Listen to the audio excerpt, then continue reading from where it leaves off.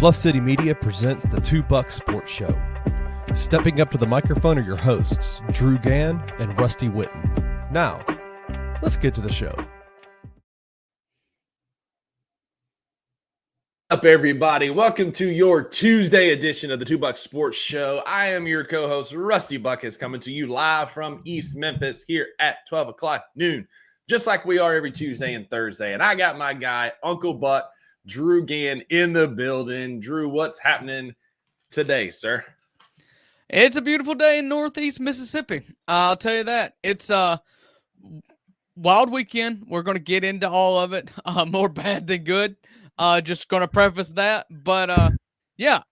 Hey, with the start of every new week is a new page. And so far, since yesterday, nothing bad's happened. So, we're on a 1.5 day streak here. Listen, when beggars can't be choosers, right? You got to take the good and the bad, celebrating the good when you can, which is what we do every Tuesday in our first segment.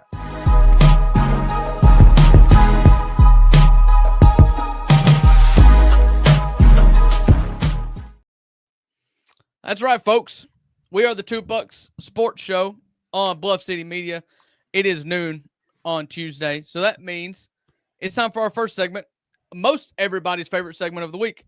We call it our Best in Beef.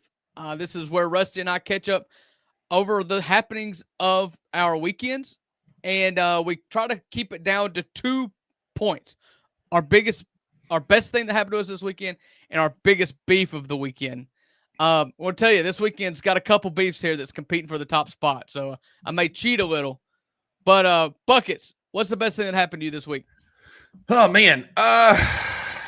Everything's good. Like, it was a good weekend. I went home and I saw Dad this weekend. Saturday, Sunday, had some good time with him. We had breakfast for dinner on Saturday, and I know that's not like a big thing, but like, no, it is. Breakfast for dinner is like a top shelf idea. I was at Kroger or at Walmart getting a couple things for him and realized we didn't have supper plans, and it just hit me. I'm gonna get some bacon. I'm gonna get some sausage with the sage in it, and we did biscuits, bacon, eggs, and sausage. And it was like one of the better ideas I've had in a long time. It was so good. In fact, we had it again Sunday morning for breakfast. And as DG's pointing out here, yes, we have to keep the numbers low. I have my shoes on, so we definitely can't go above 10. Yeah, that's awesome. I'm a big breakfast guy, just in general, as a rule of thumb. You know, me and Ron Swanson, two biggest advocates for breakfast. And, you know, as a dad of lots of children, you know, when mama's out of town or, you know, out of the house and I'm responsible for dinner, 9 times out of 10, man, we're doing pancakes and bacon. Like, It's easy. I can handle that while juggling a few kids. And it's a hit every time. And I'm happy because I love pancakes and bacon. Yeah, man. And it was, I realized like we had it a lot growing up. Like with like one night we'd have pancakes, one night I'd have biscuits. I realized because it's cheap. Like you could feed me and my brother a lot of pancakes for a low amount of money. And so like when I bought that stuff on Sunday, Saturday, all kind of registered like, oh, like this is a cheap way to feed 2 growing boys. So best thing was breakfast for dinner with Pops on Saturday night. Yeah. My best of the weekend. It was a really slow weekend around the Gann house. We stayed close to home Sunday. Rusty came over for a couple hours. Got to hang out with me and the wife for a little while, and just had a really low-key Sunday. The oldest 3 children were at their grandmother's house, so me and Haley just kind of got to have a weekend off a little bit. So it was nice. We got to enjoy that a little bit, and so that's the best thing that happened to us this weekend. But what goes up must come down. Rusty, what's the worst thing that happened to you this weekend? What's your beef? So my beef of the week is a closeted best. I stay winning. I won the $2 bracket challenge. I selected the winning horse in the Kentucky Derby this past weekend. And Sovereignty, when my dad and I were watching it, Sovereignty was like way back in the back. We both were just like, uh-oh, this is not going well. And they hit that final turn in home stretch. He called it another gear, and Sovereignty won the Kentucky Derby. So, like, I just can't help but win right now. But with that comes the first overall draft pick in the League of Adventures fantasy football draft, which is great in the sense that I'm going to get the first pick of the draft, the best player that's available. But then I don't get to pick again for like 24 picks. Good Lord. So, if this is your beef of the week, you don't need to be. Things are going pretty well. Like Yeah. things are going pretty well. But the fact that I'm like, I get a pick, then I got to wait an hour before I get to pick again is the sacrifices that come with being a winner, Drew. It's the fun. The fun of winning the Derby is so much fun. And the first pick of the draft is a lot of fun. After the first pick's over, it's a lot of waiting, and it's impossible to strategize in a 12-team snake style draft. It is impossible. I had it last year, and all of the onus is on the number one pick. You cannot screw it up, or you're done. You're done. Yeah. I took Christian McCaffrey last year, and I feel like I should have deserved a trophy for almost making the playoffs, despite taking Christian McCaffrey with the first overall pick and having to wait 24 picks to my next pick. Especially because the year before you did not take Christian McCaffrey as the first overall pick, and Jay Jettas was on the sideline for you all season long. So I'll just eat a lot of pizza, consume some beverages while I wait between my picks. Yeah, and I can't let you just go without saying that I gave up on. I didn't take Christian McCaffrey with the first overall pick that year, and I took Justin Jefferson, who stunk, and I still won the trophy. All right, listen, my beef. I got two things here. First, lightning struck a tree outside my house on Friday afternoon, and apparently ran in the house. I've changed 21 light bulbs and counting. Goodness. It fried my internet Friday. When the news of Tomas Izzo being named the permanent head coach, we wanted to do a reaction pod, and I show up, realized I didn't know Wi-Fi. The Wi-Fi router blew up. The modem blew up. My extender that gets it all the way down here to this basement blew up. Like, everything's blown up. I came into the studio today, and my mic and my camera and my ring light here is not working because the splitter that I have them all plugged into, it blew up. So, I mean, it is Mother Nature, man. I'm a Power Ranger. I feel like I should be exempt. I'm the one that's supposed to keep the lights on. I don't know why I was targeted, Mother Nature was wilding for you, man. When I got your house Sunday, there was line in the yard, and it was just like a mess. Debris all in the yard, just bark. You can follow the line up the tree all the way to the top to see where the lightning hit, which was pretty cool. I mean, this is like a 50-year-old oak tree. I mean, it's a massive tree. And my poor mailman was in the driveway putting my mail in the box when it hit. And he texted me and he was like, I think I'm going to have to change my drawers. I hope you didn't get that on camera. Nah, I didn't. So, that was a beef of the weekend. And Rusty, I didn't tell you I was going to talk about this, but living in small town Mississippi is great. Living in small towns, period, are great. You feel like we've talked about on this show before. The perks of living in a small town, for sure. Everybody knows everybody. Everybody calls you friend. You don't need an invitation. You just come on and sit right in. Also, you feel all the tragedies at the same time. And I know what you're talking about. Over the weekend, there was controversy, which happens a lot in small town Mississippi. You hear about it. It's one of the worst aspects of it. So everybody knows what's going on in everybody's business. But it because of this controversy, a local baseball coach here at the high school, been here for 15 years. He took his own life Sunday afternoon. And it's really kind of shook everybody here. Sure. And this is not necessarily, I'm not a therapist, and I'm definitely by no means qualified to speak long on this topic.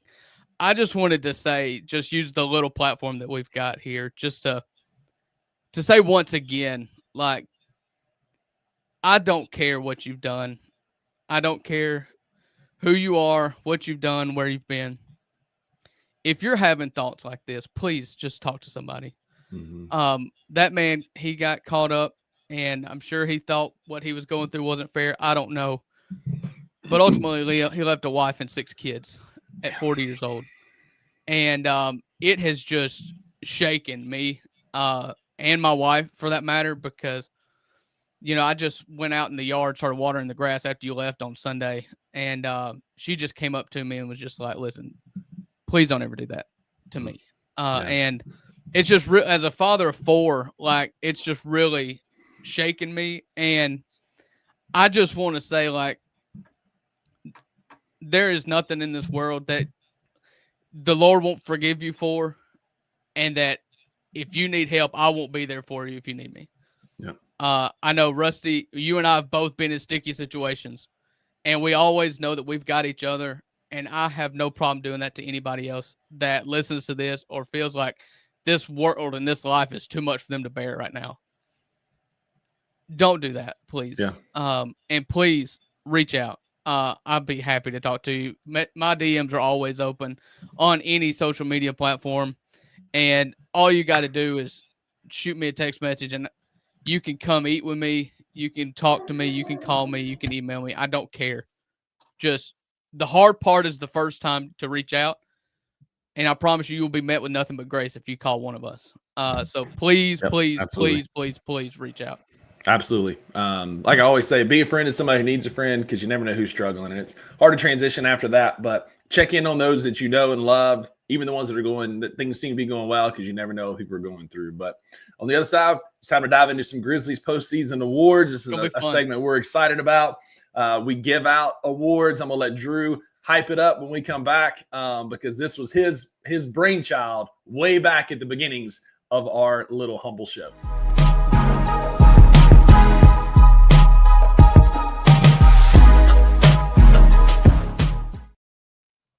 Yeah, so this goes way back for me. I love The Office, and that's where this idea came from. The Office calls them the Dundies. I started Fantasy Football League years ago, so I made an award show, and I called it the Drewskis. We're at the Two Buck Sports Show now. We may call them the Buckskis. I don't know. Ooh.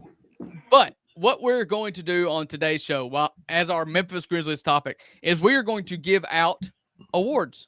We're going to do your typical awards. Your MVP, most improved, all that kind of stuff, defensive player of the year. We're going to do all that stuff. We're going to get the boring stuff out first. But then we've come up with our own awards. And they're going to be crazy. They're going to be off the wall. And a lot of them are going to take some explaining for you to understand what exactly we're talking about. Yeah. But we're going to get to it right now.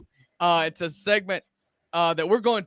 Do we call them the Buckskis, Rusty? I like Buckskis a lot. Let's listen. Like, Drewskis had its place in our fantasy football league. Now the Buckskis. And if you get one of these awards, expect a trophy in the mail. Yeah. So we're going to start with the housekeeping first. Your prototypical awards.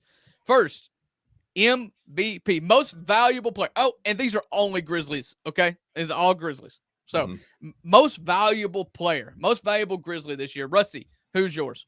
It was Jaren. He carried this team when Ja was out. He played really well, limped to the finish, but the majority of the season, Jaren Jackson Jr. was the most valuable player for this team, for setting the stage, closing out some games, and carrying this team when no one else would for the second year in a row. And I knew you would take that, so I thought of a different angle. And it's the same argument we had earlier in the season. Who's better and who's most important is two totally different topics. It is. And the most valuable player on this team is Ja Morant. And it will always be Ja Morant. And the reason why the Grizzlies were so incredibly mid this year was because your most valuable player didn't play like he should have. Yeah. So my MVP is Ja Morant. And it also the reason why the NBA MVP should be Nikola Jokic, because look at that Denver team without him. 42-22 last night against Oklahoma City, and coaching, being the first player coach since like Twiddle Fingers McGee for the White Sox in 1927. No, it's probably was Bill Russell a player coach? I think he might have been back in the day. Yeah. Oscar Robinson, one of them was. Yeah.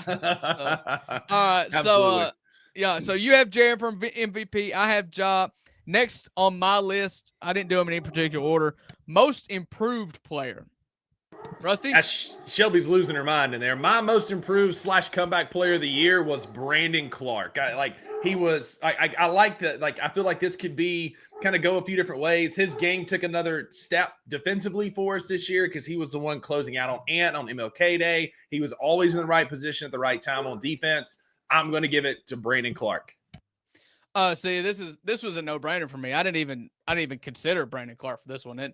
It's Scottie Pippen Jr., the player that Rusty didn't even want on a full-time contract. I never said that. I said I wanted him later. He didn't even want him. He didn't want him. I was on board. Give him the full deal. He was whatever. He went through peaks and valleys, but what happens in the postseason is the most important characteristic that you can have in Uncle Buck's ledger. That tick in that ledger, we got to see it this year for Scottie Pippen Jr. You saw a lot of the season without Ja. You saw him go with he peaked and he had some pretty low valleys, but he figured it out in the postseason against the best team in the NBA. And so that's why Scottie Pippen Jr. is my most improved player of the year. Solid comeback argument. Player is different, though. You did, I would say BC's a comeback player of the year. Yeah, and I just like for me, I saw like an evolution in his defensive game and just another echelon that he got better in for me. All right. One of the handful of teams in the NBA that can actually debate who the coach of the year in a single season is the Memphis Grizzlies. So, Rusty, who's your coach of the year? I mean, it's Thomas Isolo, man. Like, he did the ultimate saboteur job. Like, he sat on the bench and he coached and he was there, but he was clearly the head coach in waiting. Had Taylor Jenkins looking over his shoulder the entire time. Just a master class in sabotage. Give me Isolo as a coach of the year. Listen, only one of these coaches had a winning record. Only one of these coaches is the winningest coach in Grizzlies franchise history. Only one of these coaches died by the knife in the back of his assistant coach and general manager. E2 Brute. It's the E2 Brute Award. Brutus. And the Brutus Award goes to T.I. And the Julius Caesar Award goes to Taylor Jenkins. Just ask me about my defensive player of the year now. Go right ahead. DPOY, defensive player of the year. Who do you got, Rusty? It'd be Taylor Jenkins. He was the ultimate defender of Zach Edey getting the Rookie of the Year award. He was the ultimate defender on the court multiple times, getting caught out of position at the time stripe, having to play defense a little bit. He ultimately derailed Ja Morant's season. He was the ultimate defender of the Memphis Grizzlies. Give me Taylor Jenkins as my defensive player of the year. That's one way to look at it, I guess. All right, well, I'm going to say Jaren. Jaren / Scottie Pippen. Just know, we're already going off the rails here with the Buckskis. It's only going to get worse. So if you're on Twitter, come over to YouTube. Tell us we're buffoons. Tell us who you think should win these awards. Like and subscribe while you're here hanging out with us. Yeah. All right, next. Again, one of the few teams in the NBA that can have a debate. Rusty, Jalen Wells or Zach Edey or Cam Spencer, who is your Rookie of the Year? What's frustrating is I want to give it to Zach Edey, but because of the argument I made in the previous award with Taylor Jenkins being the ultimate defensive player of our own team, I got to go Jalen Wells, being coming from the second round, the 39th pick, to being a every game starter, your go-to defender against the other team's best players. Like, it's Jalen Wells and it's not close. Big shout out to Taylor Jenkins, because this would have been a much healthier debate had he not been petty and benched Zach Edey in January. Yeah. I think this is going to be the only one we agree on. So much can be said for Jalen Wells about exceeding expectation as a 39th pick in the draft. And it's still not enough. Yeah. If he doesn't get clipped out of the air by KJ Simpson at Charlotte, he plays how many games did the Grizzlies play this year? 88. He plays 88 games, you know? And so he was good. He was put in the starting lineup when he shouldn't, and no one expected him to. And he held it. He didn't just get it by default, but he kept it. And I think he's a huge reason we moved off of Marcus Smart, because we had Marcus Smart at home. I don't agree with the timing, but I think that's a big reason why Marcus Smart lost his job is the emergence of Jalen Wells. Jalen Wells is also my Rookie of the Year.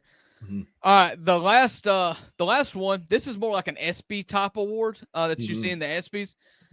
This is Play of the Year. Highlight play, whatever play you want to think of. There was a few, so I narrowed it down to two. Asking me to have one was hard because there were two that really. As soon as you got to pick one, and then I'm going to pick one. Then you can give your honorable mention. I'm gonna go off the rails here. For me, it was GG meeting Giannis at the rim. When he met Giannis at the rim with that big block and just shut down one of the best dunkers, in-game dunkers in the game, from a guy whose defense rivals Santi Aldama for the Matador Award. I'm going to give it to Gigi for the play of the year. Okay, that's fine. All right, mine is it's the only play that popped in my head. It was the John Morant putback dunk in the second play-in game against Dallas. That was ferocious. It's just an absolute monster of a dunk. Mm-hmm. After we thought he was going to have his leg amputated in that first play-in game against Golden State, for him to miraculously come up 7 foot in the air and throw down that putback, it gave me hope for the playoffs. Because at that point, not a lot of hope, but I knew we weren't going to be able to do anything. But an ounce of hope. Yeah. And we knew we weren't going to do anything without Ja. And so the fact that I think it was early in the second quarter, he threw that down. Oh my gosh. I was like, okay, maybe. Okay, we're good. maybe. All right. My honorable mention was the 360 layup against Brooklyn with Ja, where he starts to spin on one side of the rim, spins and reverse lays up on the other side. I mean, it was the third most viewed play of the NBA season on social media. It was awesome. And we lost that game. I know. But basketball in November doesn't matter. Anyway, I digress. All right. So this is where we're going to get a little weird, okay? Yeah. We've created our own awards. You don't know what these awards are. You've never heard of these awards before. So, Rusty, give us your first Buckets Bucksky. My first Buckets Bucksky is the NASCAR Sponsorship Award, because NASCAR pulls out all these sponsors from all around the world to be painted on these cars. And so I just want to take my Mountain Dew Chevy. That's it. If I am the Memphis Grizzlies, my sponsor of the year is the Waffle House for giving Taylor Jenkins those Waffle House menus that he looked at on the sidelines, because he clearly wasn't looking at any kind of spreadsheet to help him play winning basketball or coach winning basketball. My NASCAR sponsor of the year is the Waffle House. Okay. All right. You're a Cubs fan. You're gonna like this. And it's not Bartman related at all. This is the John Lester Award. For those who don't know, John Lester, Cy Young winning left-handed starting pitcher. Amazing. Pitched for a long time. He pitched a long time for the Cubs. Won a World Series with the Cubs. Won a World Series with the Red Sox. But you know what he had? Everybody knew. He had the yips. And he could not do one thing. He could throw the ball with precision to the catcher. Yeah. But you knew that if you got on first base, John Lester was not picking it off, because he could not trust himself to throw the pitcher's mound to first base or the second base. And so they would just lap the bases like they were in Little League, because they knew that John Lester just wasn't going to throw. Mm-hmm. This award goes to Luke Kennard, because for some reason in this season, he just quit shooting the basketball for an inexplicable reason. Yep. So the John Lester Award for not being able to do what makes you good, goes to Luke Kennard. I love it. My next award is the Danny DeVito Award. So Danny DeVito is a much loved Hollywood figure. He's pocket size. He doesn't do anything like super great, but like it's hard to find somebody who hates Danny DeVito. He is one of the most well-liked character actors there ever was. I loved him in Twins. He's great in Always Sunny in Philadelphia. He was in Matilda. He's been in so many great movies, but he's never like the lead guy, right? Like he's always like a background character, and he's small and he's well-loved. So for me, Yuki Kawamura is the Danny DeVito Award winner, because he's not really great in anything, but we love him anyway. Like cult-like following, much like Danny DeVito. Yeah. All right. Well, Yuki comes up later. Okay. Yeah, I got one for Luke coming up here in a minute. Yeah. All right, we'll keep going. All right, this is the Benedict Arnold Award presented by Uncle Buck. He tried his best, and he's a traitor to the United States and to the country that he serves. And that's Zach Kleiman. I mean, there's nothing about it. Just if you think slimy and conniving, just watch that press conference and watch Zach Kleiman. He totally screwed the pooch from before the season even started. Yeah. Everybody wants to hate on Taylor Jenkins, and yes, he crumbled under pressure, but that pressure was placed on him completely and totally because Zach Kleiman got too big for his britches. He cut him. He neutered him before the season started. He pitted players. Players had to pick a coach to support, and you knew that Taylor was a lame duck from the start. Yes, did he struggle under pressure? Absolutely. But it is my honest belief that if Taylor Jenkins just retains his staff and is allowed to have business as usual, that this team does not go through the turmoil that it goes through. And the turmoil is what derailed the season more than the coaching did. And so that is the reason why Benedict Arnold Award goes to Zach Kleiman.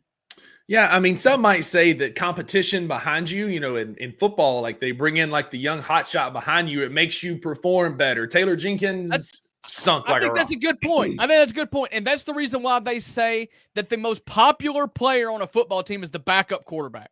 Mm-hmm.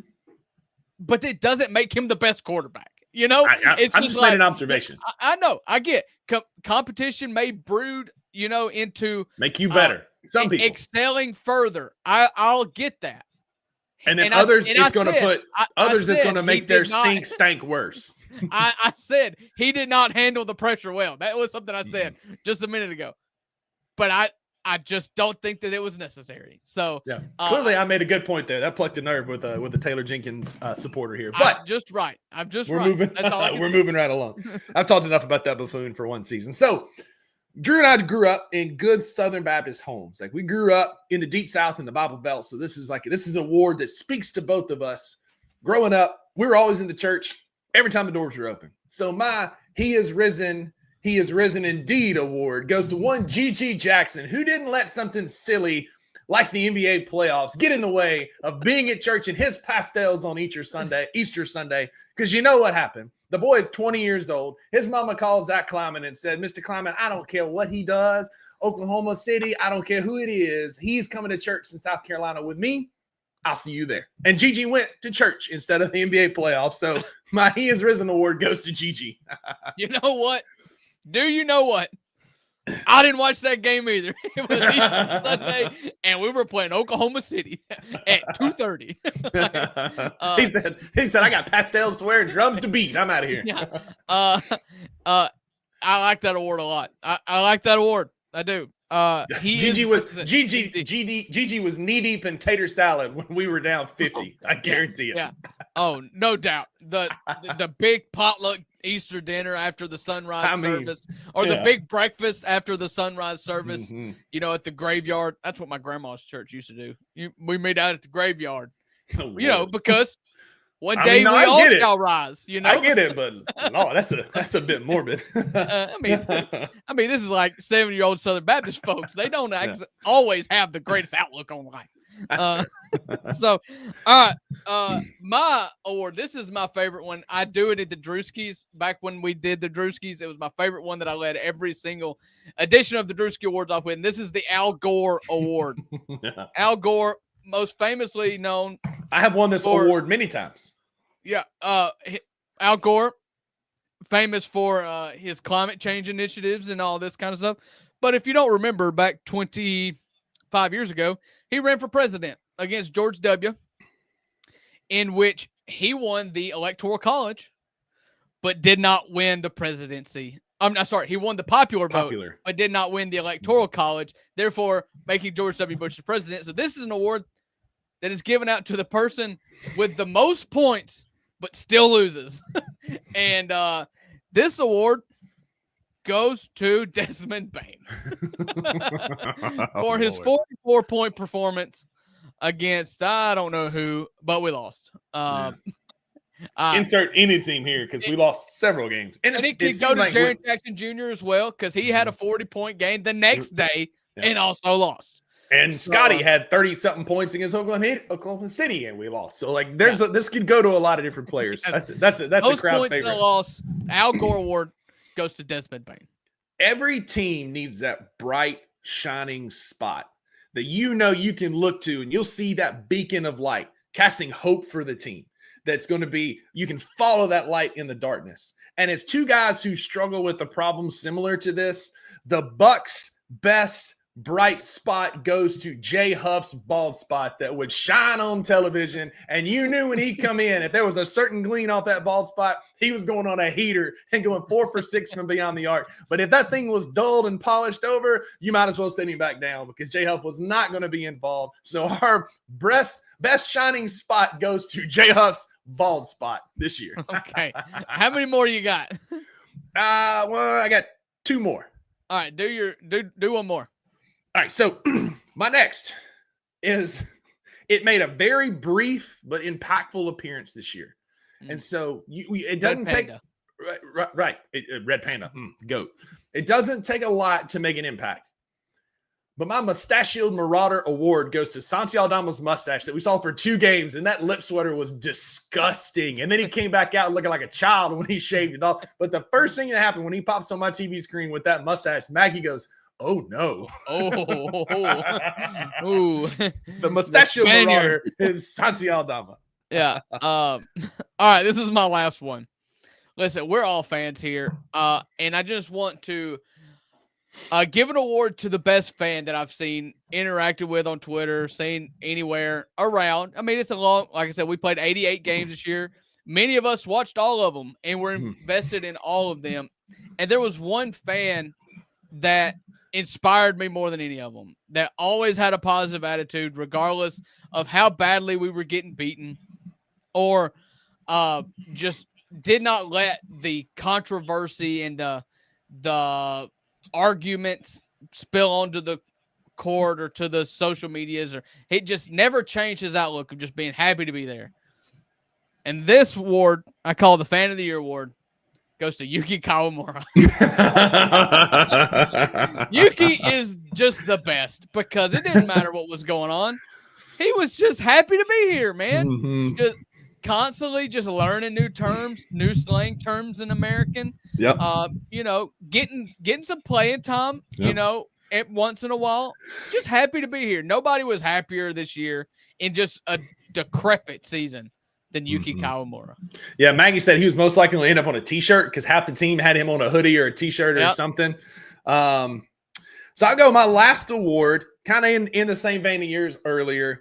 The most likely to close all his rings on his Apple Watch, just out there getting exercise, getting his cardio in, wearing out his Fitbit, goes to one Mr. Luke Kennard. Luke is in the best shape of his life because he didn't have to worry about shooting. He was just running up and down the court, getting his steps in every night.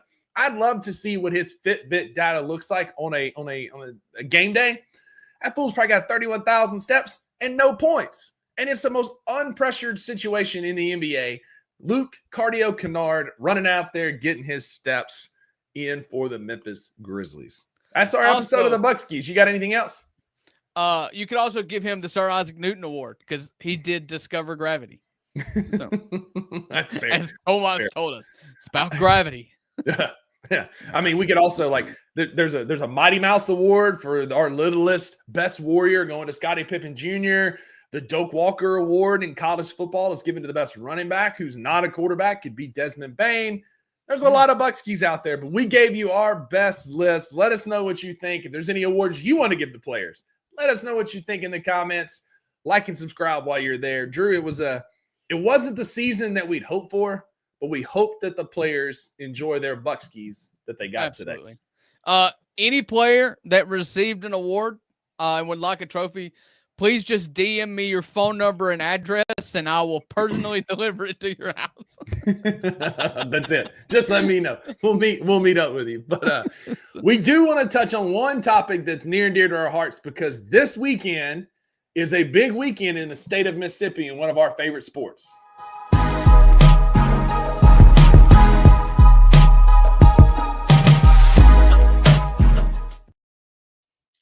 Yeah. So, listen, this college baseball season, we haven't talked much about it, mostly because we've had plenty to yell about the Grizzlies. And so it's time for us to just do something for us. And let's talk about college baseball. It's what me and Rusty love. This is our escape, something that we don't typically fight a lot about or have to talk about a lot. We just sit down and enjoy it. Rusty, have you enjoyed your baseball season this far? No. In the last week or so, it's gotten better. But up to this point, it's just been doom and gloom in Starkville. And it's a similar tale of the Memphis Grizzlies. You had the large, loudmouth portion of the fan base, and rightfully so, calling for Chris Lemonis' job, who was the skipper for Mississippi State since we won the national championship way back in the year of our Lord, 2021. he took over a team that was loaded with talent from Andy Cannizaro, who moved on to greener pastures for reasons we won't discuss on this podcast. No, let's discuss them. All right, fine. He got caught. He got caught knee deep in an intern in the dugout, and that's all I'm going to say about that. Okay, there we go. He got fired. He's not on to greener pastures. He was taken by a horse trailer to a different pasture, right? Far away from the pasture that was paying him millions of dollars. But he recruited a whale of a team that led Chris Lemonis to win a national championship with his recruits, and since then we have a losing record in SEC play. We've been swept more often than not, and we haven't swept anybody in 2 calendar seasons until this past weekend. And so the fact that we've finally got to the point where Lemonis was let go, I think it took a little while to get there. Zach Selman is from Oklahoma. He's not used to baseball mattering as much as it does in the state of Mississippi, but we moved on. And since then, we're 4-0. We scored 18 runs against Memphis on Tuesday and swept a decent Kentucky team this past weekend with good baseball. I said decent. I didn't say good. I said a decent Kentucky team with good baseball this past weekend. A lot of guys are saying they're playing more free. Could it be that Chris Lemonis is finally gone and they can? Or is it more just the pressure of, will our coach be fired or not being gone? Either way, Bulldogs are playing good baseball again. Yeah. Ole Miss season started off pretty hot. You got, much like Mississippi State, Ole Miss won the College World Series in 2022 and have not been back to the postseason since. This season, they kind of seem to figure it out. Had a bunch of big bats that they brought in out of the transfer portal.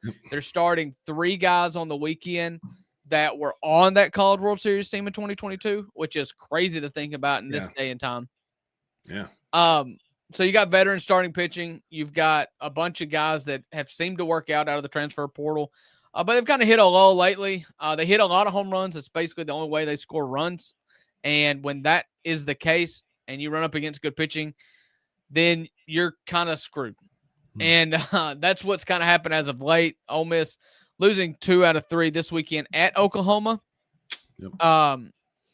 And they are, I think, 3 games up on Mississippi State. Both of the Ole Miss is about middle of the pack in the SEC. State's the lower third. But this series, Ole Miss plays Mississippi State in Starkville this weekend. And everything's kind of on the line for both teams. If Mississippi State can win the series against Ole Miss at home, I think it pretty well solidifies them as a tournament team because they play Missouri the last week of the year, and Missouri is 0-24 in the SEC. Wow. And Ole Miss with a series win, and maybe even a sweep, maybe need a sweep. You could get to 16 wins, and you get back in the host talk again. Ole Miss, I think, needs to be at 16 because they got 16 SEC wins out of 30 to get in the host conversation. But you go to Starkville, and then you have Auburn, who is a top 10 team, who just won 2 out of 3 against the top 5 team, Tennessee, this weekend to close out your schedule. But it is in Oxford. So the road's a little harder for Ole Miss, but the top end is higher for Ole Miss right now than State. Yeah, so State's going to need to sweep both Ole Miss and Missouri and then make some noise in the SEC tournament to get into the host category. And it's wild. Ever since we've made the last round of improvements to Dudy Noble, there's not been a single postseason baseball game there. We made all the adjustments and the upgrades after the national championship year, that offseason, and we've not hosted one there. One of the premier, if not the premier destination in all of college baseball has not seen postseason baseball in Starkville, and you wonder why we fired our coach. The top half of the SEC is stacked. You've got Texas, who's 19-5 in conference play. They'll host Arkansas, Georgia, LSU, Tennessee, and Vandy. Feel pretty much like teams that are going to be hosting. You've got Alabama, Auburn, Ole Miss, and Oklahoma in that next tier with currently sitting at 13 wins. I agree. You got to get to 16, if not 17 conference wins if you're going to host. But I think 16, like it's well known. If you're 500 in SEC baseball, you're going to be in the tournament as a competitor regardless. And so State's in a good position to get there. Ole Miss does have a bit of a leg up, but we'll find out this weekend which team's going to rise to the top to help to figure out how their postseason is going to look. I think I lost my co-host here. He's going to pop back in just a second, but baseball's coming up to an end. We've got one of the most exciting tournaments and postseason styles that you've ever seen in college baseball. If you're new to the sport, if you've never been around, come check it out. The SEC tournament is great. College baseball, as it winds down, is great. Heading towards the College World Series, which is an unbelievable experience. So if you're new, hang out. We're going to, as the Grizzlies season has winded down, we're going to deep dive a bit more on SEC baseball heading into the tournament in Hoover, as well as Omaha, as we trend that way in June. So, Drew, any closing thoughts on SEC baseball before we let the good people get back to their days on this Tuesday? Uh-oh. Can't hear you, buddy. He's clearly having some technical difficulty still going on with the Wi-Fi situation there. Again, in his beef of the week, we found out that Uncle Buck got fried. Still can't hear you, buddy. So we'll go ahead and wrap this show up. Thank y'all for being here. Appreciate y'all hanging out with us on this Tuesday edition of the 2 Buck Sports Show. We are live every Tuesday and Thursday at 12 right here on YouTube. If you've made it this far, thanks for being here, especially if you're not related to us, because if our mamas are watching this show, like that makes sense. Maggie, Haley, that makes sense. If you chose to be here, thanks for being here. Go and hit like, subscribe, turn those notifications on so you can hang out with us every Tuesday and Thursday. In the meantime, be a friend to somebody who's and Uncle Buck. I think you're back. Yeah. There are no refunds for what you hear on the 2 Buck Sports Show. That's right, because with the $2, you always get what you pay for, and that's pretty spotty Wi-Fi. See y'all Thursday. Thank you for listening to the 2 Buck Sports Show. If you enjoyed this episode, leave a rating and a review wherever you download your podcasts. Also, like and subscribe to Bluff City Media's YouTube page. For comprehensive coverage of all things Memphis sports, head over to www.bluffcitymedia.co and find out how you can become an insider. We will see you back here next time.